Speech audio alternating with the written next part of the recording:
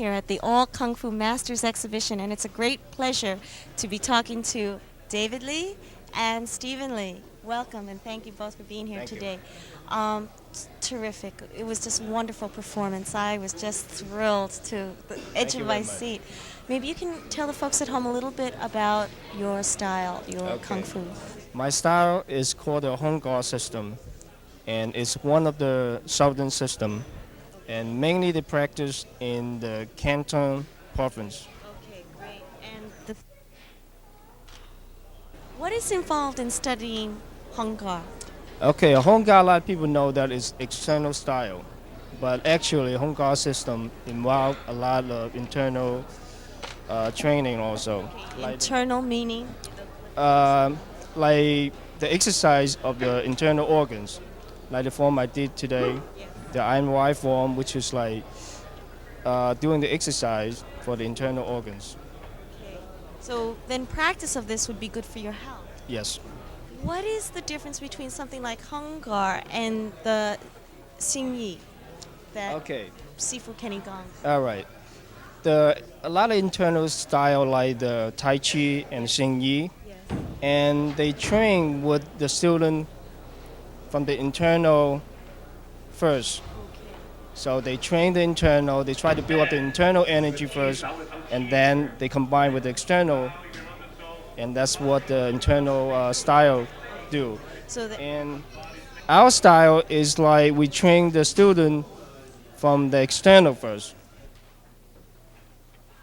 As they move up, and they're going to learn the internal. So they're going to be the purpose. All the kung fu they're going to be meet at the same point. But just like the internal, they start with the internal first, and our style start with the external first. okay. Now, external training, what does that consist of? It's like conditioning of the bone, the muscle, and build up your and increase your internal and external energy. And does that include a lot of calisthenic work?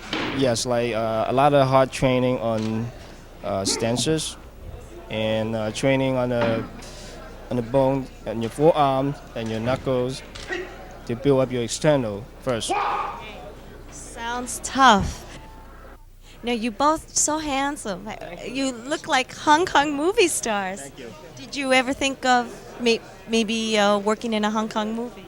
Well, actually, we were in two movies when we were in Hong Kong. So there you go. I was right. Yeah, we were in two movies. All right. We're Is doing it rough? dances.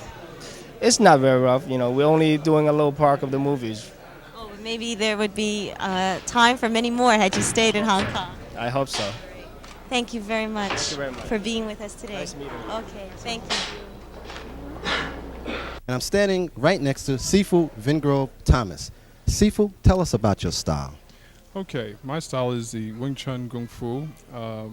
We're located at 78 Reed Street in New York. Our style is a short-range fighting system compared to, say, a Hung Gar, a Karate, which is a long-range fighting system. Sifu, today's exhibition was extraordinary. Usually you don't find that many masters together in one exhibition. How did that make you feel to be here today? Well, that's important. Usually, as we had discussed before, you see a lot of the karate tournaments, and they have well-packed places, and it's good that in New York that there's a good representation, a good turnout, that Kung Fu is still alive. It's not dead. It's an honor and a pleasure always to be recognized. How do you feel today being the only non-Oriental master? Well, all I can say is hard work, I guess, eventually pays off, and it's good. We have broken a trend, and hopefully we can hear and see a lot more people who work hard and try their best to do what Kung Fu is all about. It's doing work, putting the time, and anyone who puts in the time, definitely some merit is worth the time and being. I'm just feeling a pleasure that I was a part of it. I didn't expect to be put up, but I'm thanking God that He gave me the strength to do what I have to do, and I'm glad to be a part of it. Tell us about your beginnings in the martial arts. Oh, my beginnings in the martial arts is a little strange. I started when I was, as I usually say, a punk kid, 17, 16.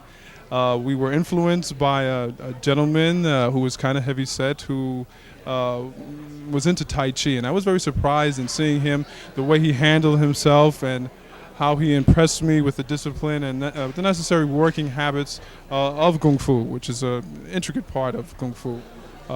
Being a true human being, most people don't understand what Kung Fu, what martial arts, being a martial artist is all about. That's being a true human being. Living the life, mind, body, and spirit. One without the other is useless. We were marveled at your exhibition with the wooden horse. Tell us about that. Well, actually, it's called a wooden dummy. It's called the Makyang-jung. It's a legitimate form. Some people just think it's something that you bang and condition yourself. No, it's an actual form that helps you understand the ging, as the Chinese would say, the true power plus positioning of the hands, so that you can understand close-range fighting, in which we specialize. How many moves did you employ in that exhibition? Okay, it's officially it's 108 moves in the Makyang-jung, but with some of the in-between spots, the actual positioning is 116. Sifu, what's in the future for you? What's in the future? Again, I'm the type of individual, just because one receives the title of Sifu, one never stops training. Still hard work. I frequent go out to San Francisco, and we are out there in the process of still learning more about martial arts. A martial artist, even when you give the title of master, I believe that master, the only time you stop learning is when you are in the grave in Woodlawn. So I am never going to stop learning. I want to be at the age of 80 still doing what I'm learning at this time, as well as my Wing Chun, Shing-Yi, Chen style Tai Chi. Well, Sifu, we thank you for the time and a beautiful exhibition. Much continued success to you. It's a pleasure. Thank you.